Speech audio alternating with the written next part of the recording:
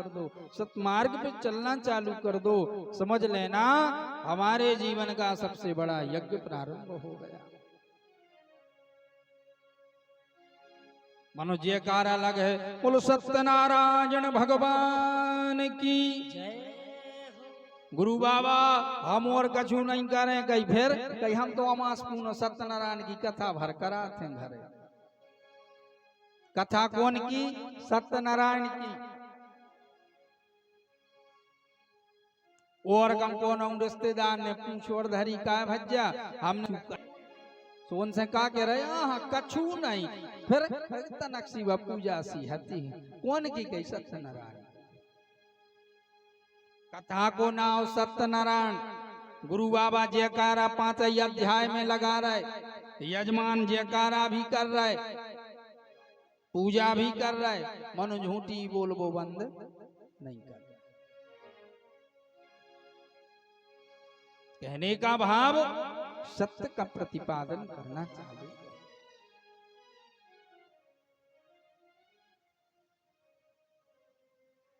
सत्य अगर हमारे जीवन में है, हाँ ये बात जरूर है कि जब व्यक्ति के जीवन में सत्य प्रवेश हो जाता है तो उसके विरोधी कुछ ज्यादा हो जाते। क्यों? उसके लिए सच बोलने की आदत जो बन जाती है।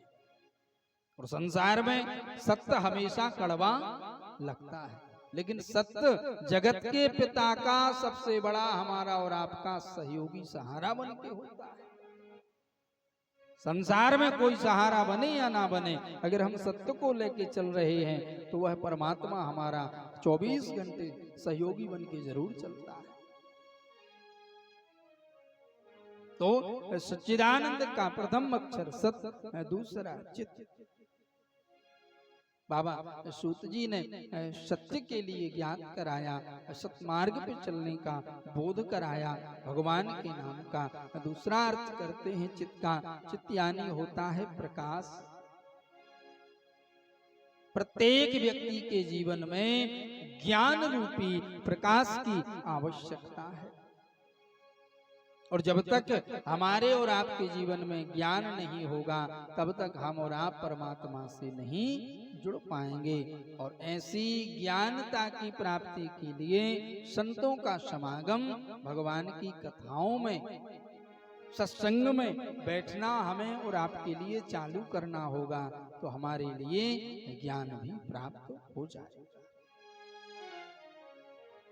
बिनु सत्संग विवेक न होई, बिनु सत्संग विवेक न होई, राम कृपा प्रभु सुलभ न सोई। बिना सत्संग के हमें और आपके लिए बोध हो ही नहीं सकता, ज्ञान हो ही नहीं सकता। और सत्संग कैसा कब प्राप्त हो? बोले जब हरि की कृपा हो जाए तो हमारे और आपके जीवन में सत्संग प्राप्त हो जाता। जब सत्संग मिल जाता है तो अपने आप चित्तरूपी ज्ञान बढ़ जाता है। और जब ज्ञान बढ़ जाता है तो हम और आप संसार का क्या सत्य है क्या झूठ है हम और आप पहचानना चालू कर देते हैं। तो जब हमें बोध हो जाता है तो कुमार्ग और सत्मार्ग दोनों ज्ञात हो जाते हैं। तो चित्तरूपी प्रकाश की भी आवश्यकता है। सत्य चित्त आनंद भगवान का ऐसा नाम सच्चिदानंद है। आनंद की परिभाषा तो विद्युत जनों ने बड़े सुंदर सुंदर भावों व्यक्त की है। कहा गया है संसार के समस्त संसाधन से जो हमें खुशी प्राप्त होती है और हम आप बोलते हैं कि आनंद आ गया, वह सभी आनंद आने जाने वाले आनंद हैं। लेकिन जिस सच्चिदानंद का नाम लिया जा रहा है, जिसके जीवन में यह आनंद एक बार आ जाता है, वह आनंद कभी वापस नहीं जाता।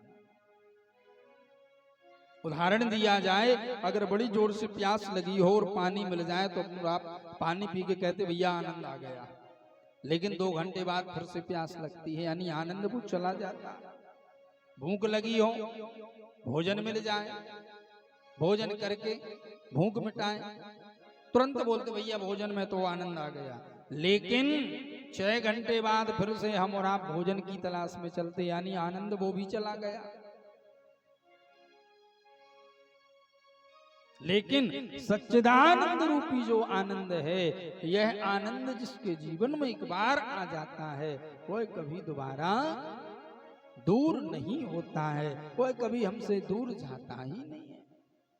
ऐसी भैया सच्चिदानंद के नाम की परिभाषा श्री सूत जी बाबा ने शौनकादियों के लिए ज्ञात कराई। शौनकादि जी महाराज ने जो ही नाम का अर्थ सुना, तुरंत प्रश्न करते हैं, हे महाराज सूत जी, अब ये बताएं आप भगवान काम क्या करते हैं, भगवान की कार्यता क्या है। सूत जी कहते हैं इनका काम सबसे प्यारा। क्या काम? बोले तापत्रय विनाशाय। इनका काम 3 प्रकार के तापों का उन्मूलन किया करते, 3 प्रकार के तापों को दूर किया करते। दैहिक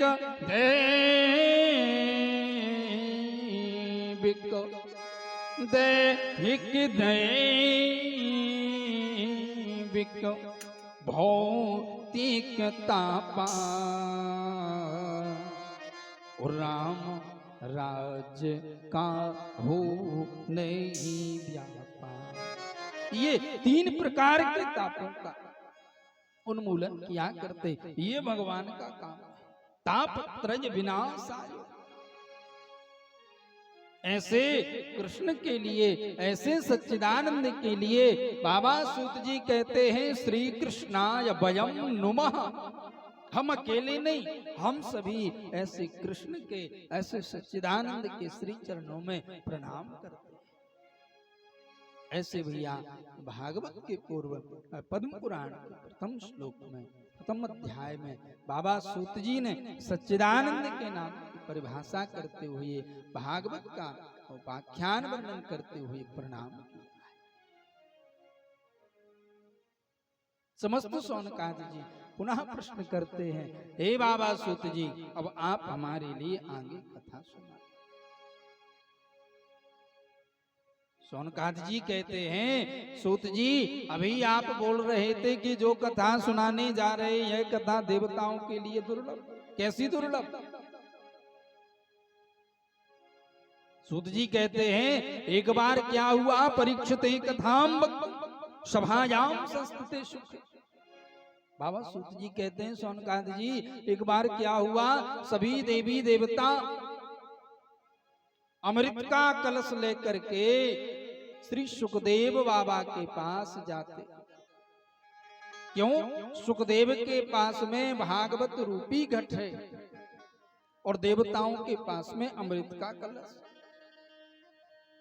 तो सभी देवी देवताओं ने भाव बनाया कि चलो हम सुखदेव के पास चलते हैं, जिन सुखदेव ने श्री राजर्षि परीक्षित को कथा श्रवण कराई, उनका उद्धार करवाया, हम वह कथा ले आते हैं। और अदला बदली का भाव बना करके देवताओं ने ऐसा भाव बनाया कि अमृत का घड़ा सुखदेव को सौंप देंगे और सुखदेव का भागवत रूपी घड़ा हम और आप लेके आ जाएंगे।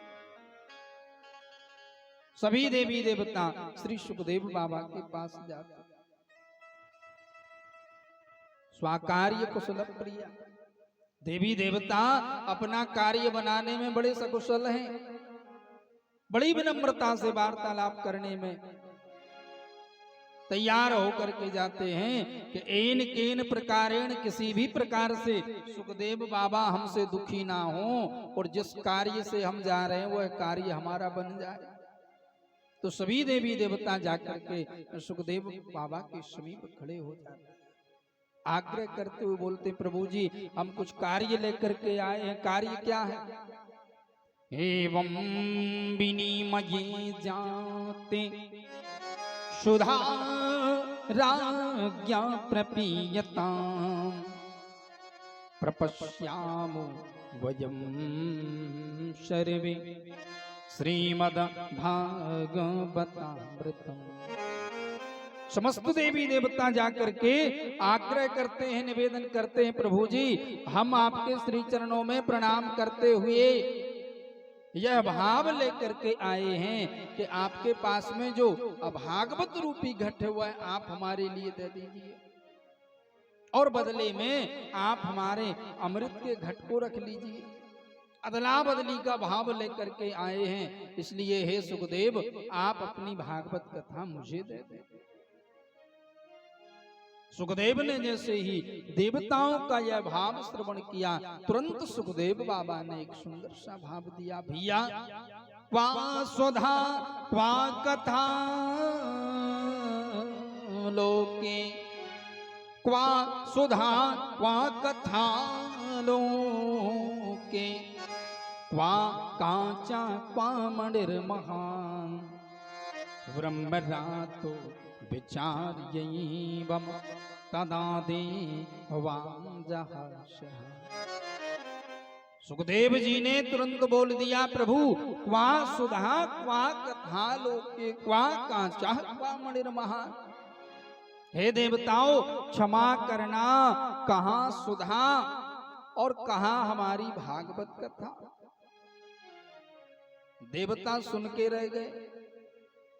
सुखदेव जी बाबा ने आगे बात फिर से कही। सुखदेव जी कहते हैं, हे देवी देवताओं क्षमा करना, एक प्रश्न का उत्तर आप लोगों से चाहिए। देवता बोलते हैं, हाँ सुखदेव जी बोलो क्या पूछना चाहते हो। सुखदेव जी कहते हैं, अगर देवताओं आपके लिए कोई कांच का टुकड़ा दे और आपसे कहे कि कांच के टुकड़े को आप रखो और पारसमणि हमें दे दो, तो आप क्या अदला बदली कर लेंगे। जैसे ही देवताओं के लिए यह परिभाषा दी, समस्त देवी देवता कहते हैं, सुखदेव जी ऐसा हम नहीं, कोई मूर्ख भी नहीं कर सकता कि कांच का टुकड़ा रख ले और अपनी दिव्य पारसमणि उसको दे दे। सुखदेव जी बोलने लगे, तो बस हम इतना ही कहना चाह रहे हैं, क्वा सुधा क्वा कथा लोके। भागवत की तुलना अमृत के घड़ा से नहीं हो सकती है। क्यों? अंतर दोनों में है। हे देवी देवताओं, जिस अमृत का पान करने से जीव अमर होता है, मैं पूछना चाहूंगा वह अमृत के पान करने वाले जीव क्या संसार की व्याधियों से परे हो जाते हैं? क्या उनको संसार की आपदाएं विपदाएं नहीं आती? क्या उनको कष्ट नहीं होते? देवता बोलते बिल्कुल कष्ट होते हैं, केवल वो अमर भर रहते हैं, मरते नहीं है। लेकिन संसार की जो आपदाएं वो तो जरूर होती हैं। सुखदेव जी कहते हैं, तो आपके अमृत में कहाँ बड़ी विशेषता है, हम कैसे अदला बदली करें। क्यों? आपके अमृत की विशेषता केवल इतनी है कि जो अमृत का पान कर लेता है वह जीव अमर हो जाता है, और हमारी भागवत रूपी अमृत कथा का प्रभाव कुछ अलग है। सुखदेव जी कहते हैं, हमारी भागवत कथा का प्रताप क्या है। पुनरपि जन्मम, पुनरपि जन्मम, पुनरपि मरणम, अपुनरपि जननी जठरे शयनम। सुखदेव जी कहते हैं, ये भागवत रूपी अमृत का प्रताप है कि जो भी भागवत कथा को एक आसन पर बैठ करके 7 दिन श्रवण कर लेता है, ऐसे व्यक्ति के लिए साक्षात श्री हरि के श्री चरणों का स्थान मिलता है। उसको संसार में आना जाना हमेशा हमेशा के लिए बंद कर दिया जाता है। ये भागवत का प्रताप।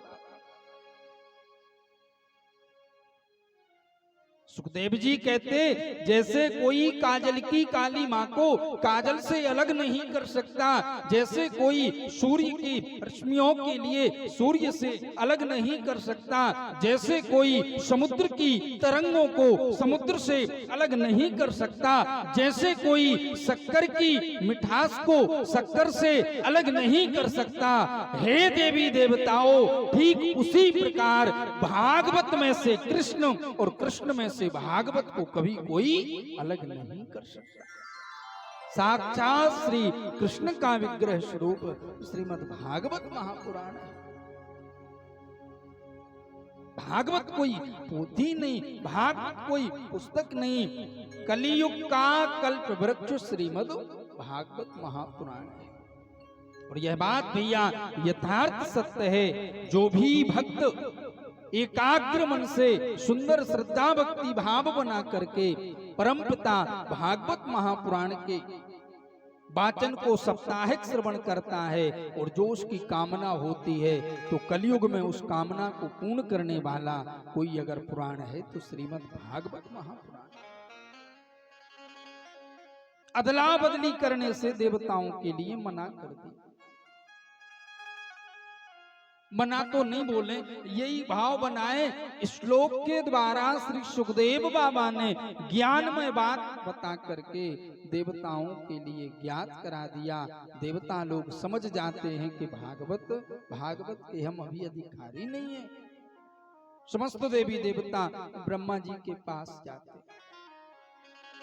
और जो ही ब्रह्मा जी के पास गए, निवेदन प्रणाम किया, आग्रह करते हुए कहते हैं, सुनो ना ब्रह्मा जी, एक बात लेके आए। कौन सी? ब्रह्मा जी कहते हैं, बताओ क्या कारण है, क्यों आना हुआ? देवता बेचारे रोते रोते बोलते हैं, वो व्यास जी के पुत्र सुखदेव है ना? बोले हाँ। उनके पास जो भागवत है? बोले हाँ। बोले उन्होंने वह भागवत देने को मना कर दिया। तो हे ब्रह्मा जी, आपसे हम यह प्रश्न करना चाहेंगे, यह अवगत करना चाहेंगे, आप बताएं भागवत बड़ी या अमृत बड़ा? सुखदेव कहते हैं भागवत बड़ी और हम कहते हैं हमारा अमृत बड़ा है। तो ब्रह्मा जी अब आप बताओ बड़ा कौन है? ब्रह्मा जी ने कहा, ये तो बड़ी समस्या लेके आए हो। ब्रह्मा जी ने एक तराजू मंगवाया। उस तराजू के एक पल्ले पर श्रीमद् भागवत महापुराण के लिए रखा, दूसरे पल्ले पर समस्त वेद पुराण उपनिषदों के लिए रखा गया। और ब्रह्मा जी ने जो ही तराजू से मापना प्रारंभ किया, वर्णन आता है भैया भागवत टीका में, भागवत रूपी पल्ला भूमि स्पर्श रहता है, दूसरा पल्ला ऊपर उठ जाता है। सुजम ब्रह्मा गर्जना करते हुए कहते हैं, लघुन्यन्यानि जातानि गौरवेण इदं महत् तदा ऋषि गणा सर्वे विस्मयं परमं। लघुन्यन्यानि जातानि गौरवेण इदं महत्। ब्रह्मा जी कहते हैं, हे देवताओं क्षमा करना, जिस भागवत की महिमा के लिए सुखदेव अपने मुख से वाचन कर रहे हैं, उन्हीं की कही हुई बात सत्य है। भागवत कोई पोथी नहीं, कोई पुस्तक नहीं, साक्षात श्री कृष्ण का विग्रह भांगमय स्वरूप है। तो सूत जी कहते हैं, सौनकाद ऐसे देवताओं ने सुखदेव जी से भागवत को मांगा और सुखदेव ने भागवत के लिए मना किया, आप अधिकारी नहीं हैं। वर्णन आता है, प्रभु कथा के अधिकारी मुहुरहो रसिका भावुका, रसिक भावुक जन ही कथा श्रवण मात्र के अधिकारी हुआ करते। ये भैया भागवत महिमा का निरूपण। इसके बाद में भक्ति ज्ञान वैराग्य की कथा का उद्गम होता है। भक्ति कौन है, ज्ञान कौन है, वैराग्य कौन है? जिस भक्ति को हम और आप प्राप्त करना चाहते हैं वो अपितु भक्ति है। तो भक्ति कौन है?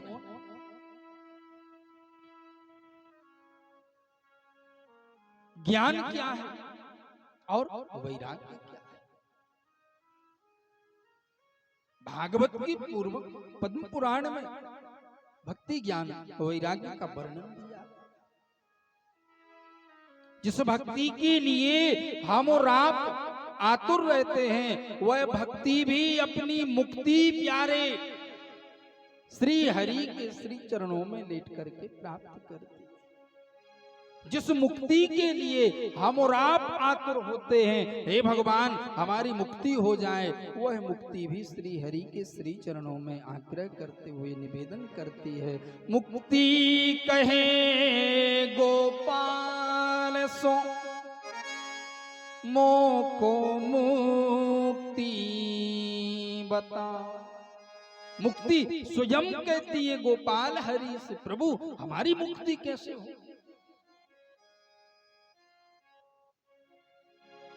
स्वयं जगत पिता कहते हैं मुक्ति अगर आपके लिए मुक्त होना है तो संसार में मत भटको, आप हमारे श्रीधाम वृंदावन की रज में लेटी रहो। जो हमारे भक्त आएंगे उन भक्तों के चरणों की जो रज मुक्ति आपके शरीर पर पड़ेगी, अपने आप मुक्ति मुक्त हो जाओगी। ऐसी श्रीधाम वृंदावन की पावन धरा का शुभागमन यहाँ भक्ति ज्ञान वैराग्य के प्रसंग से वृंदावन की महिमा का प्रारंभ होता है।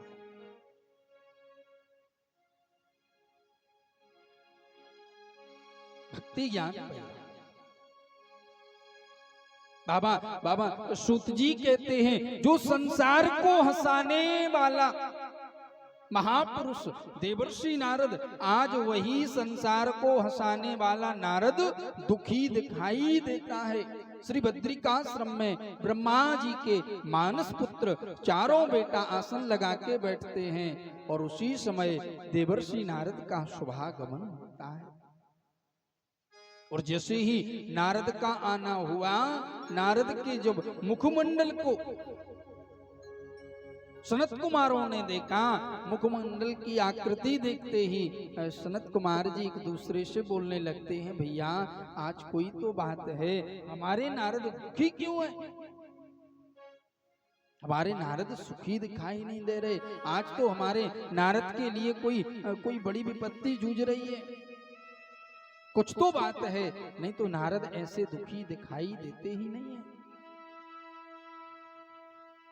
और ऐसे भैया बद्रिकाश्रम में विराजमान चारों ऋषिजन देवर्षि नारद का शुभागमन करते हुए बोलना चालू कर देते हैं, प्रभु कथम ब्रह्मन दीन मुखा कुतश्चिन्ता तुरो भवान् त्वरितं गम्यते कुत्र कुतस्यागमनं तव।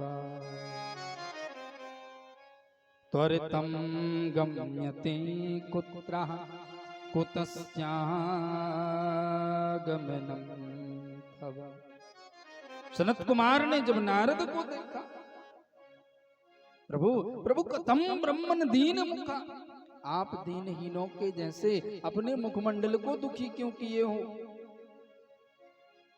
कुतश्चिंता तुरो भवान, आपके लिए कौन सी चिंता सता रही है। नारद जी आप बताओ ना, आप दुखी क्यों हो। त्वरितम गम्यते कुत्र, और प्रभु आप ये बताओ कहां से कैसे आ रहे हो। कुतश्चागमनम तवा, और आपकी आगे यात्रा कहां होने वाली है। सनत कुमारों ने जब भैया बद्रिकाश्रम की धरा पर देवर्षि नारद से यह प्रश्न किया, देवर्षि नारद और दुखी दिखाई दिए, और दुखी। सनत कुमार जी कहते हैं, भैया बोलो कुछ, इतने दुखी क्यों बनते जा रहे हो, कुछ तो बोलो। देवर्षि नारद दुखी हृदय से बोलते, प्रभु अहम तो पृथ्वी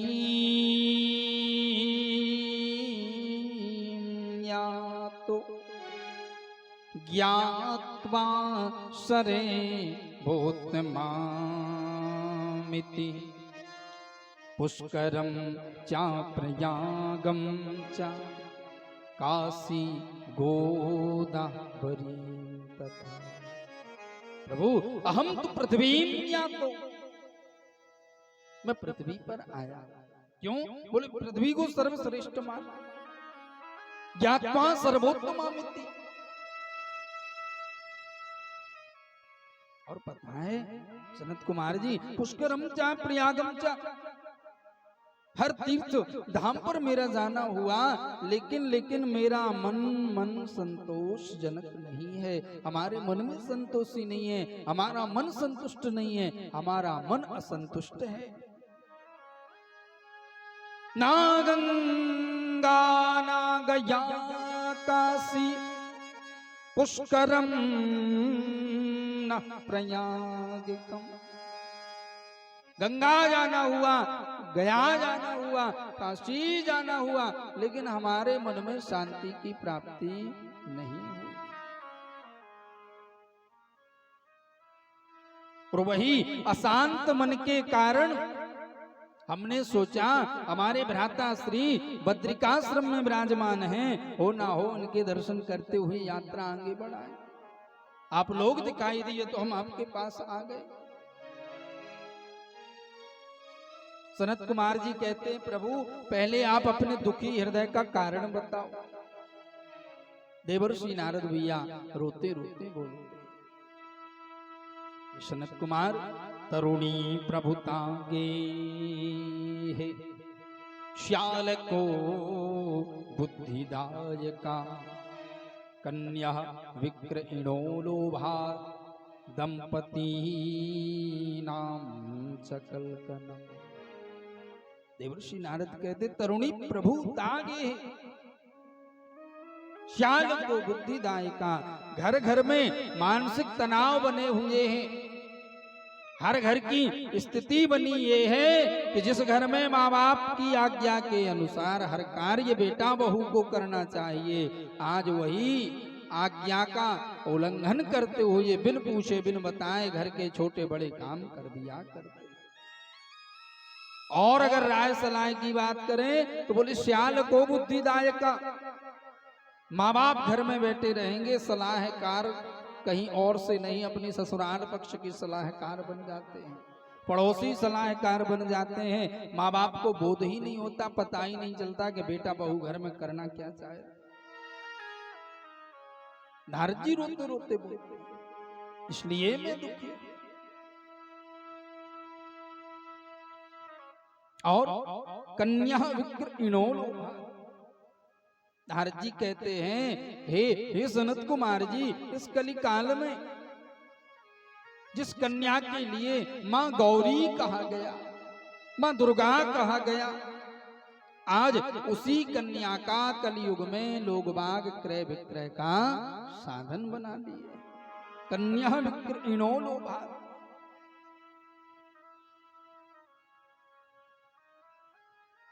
इसलिए नारद दुखी है। यह बात बिल्कुल सत्य है भैया। आज के युग में बेटी को बेचने वाले खरीदने वाले कोई और नहीं, माँ बाप भाई बहन बंधु जन ही है। कन्या विक्रयणो लोभा।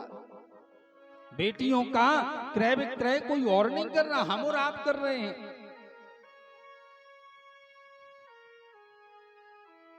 बेटी विवाह के योग्य होती है, माता पिता को चिंता होती है कि बेटी के लिए वर देखना है। अब वर दिखाई कैसी हो रही हमारे और आपके वर्तमान समय में। कोई भी बेटी के लिए, अपनी कन्या के लिए वर सुयोग नहीं देख रहा है, ना उसकी गुणवत्ता को देख रहा है, ना उसकी पद प्रतिष्ठा को देख रहा है, ना उसके स्वभाव को देख रहा है, ना उसकी दिनचर्या को देख रहा है। आज का भैया हर एक माँ बाप भाई केवल संपत्ति के पीछे दौड़ते हुए बेटी की बोली लगा करके घर आ जाते हैं। नारद जी खुद दुखी हैं।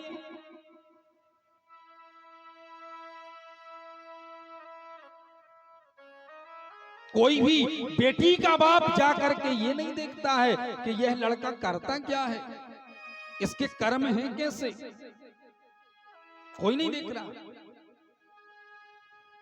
स्थिति का बनी तो फलाने को फोन आ गया, भज्जा लड़का ये गांव में है सो देख लीजिएगा। सो फोन आई पे पूछ लई का है क्या ये कड़ खेती है उनके। कई भज्जा 20 एकड़ को रकबा है और एक कई लड़का है, कई घर दौर किया सवारे कई मार बल जाड़ो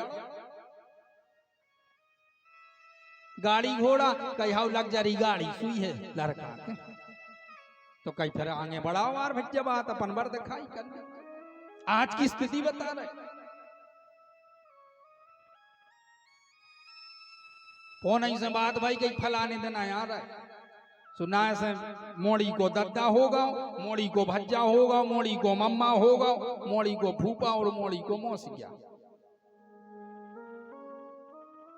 और जैसे ही बार दिखाए तैसे चले फलाने गांव हो जा रहे सोई गांव में फोन लगा दो सोते सुई दद्दा हने इतने होशियार कि गुजराती गुंजन नमकीन खुआ के पेल बिठार दे 5 टब्बा के बैठो रे बार दिखाया आ रहा है सुबह तो मनियो रहो करने हम तो गऊ बन के बैठे कुछ जाने ही नहीं।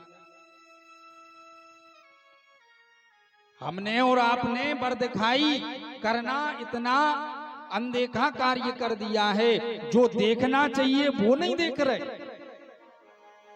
केवल फोन से जो पता चली कि फलाने गांव में एक लड़का और इतनी खेती उके करम को नहीं देखे। तो जैसा ही अपन मोड़ी बारे मोड़ावारों के पहुंचे सो मोड़ावारे भी आजकल के बड़े होशियार दोरे में ठाड़े मिले आओ मालक आवे में कछु समस्या तो नहीं भाई। हाँ भैया नहीं भाई चलो फिर आजो जलपान हुजे नाश्ता दाओ जे चाय पे आइए। मोड़ा बारों के लाने पता है कि जे पनवेश रे काय हूँ आए तो असुई लड़का वारे के सुनाओ तो भज्जा के सुबो भाओ। अरे का तुम आए कान फूट गए थे जब कही थी के मोड़ी भी आओ को है सो देख भी आ रहा लड़का। माने वार्तालाप भी देखो हमारे और आपकी भ्रांति चल रही है सोच।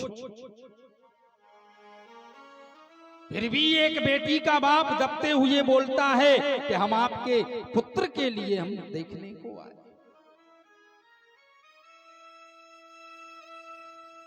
तो 4 ठगुआ पेलो तो कलेबा करके बैठ जा का बात तो ना करने रिश्तेदारी।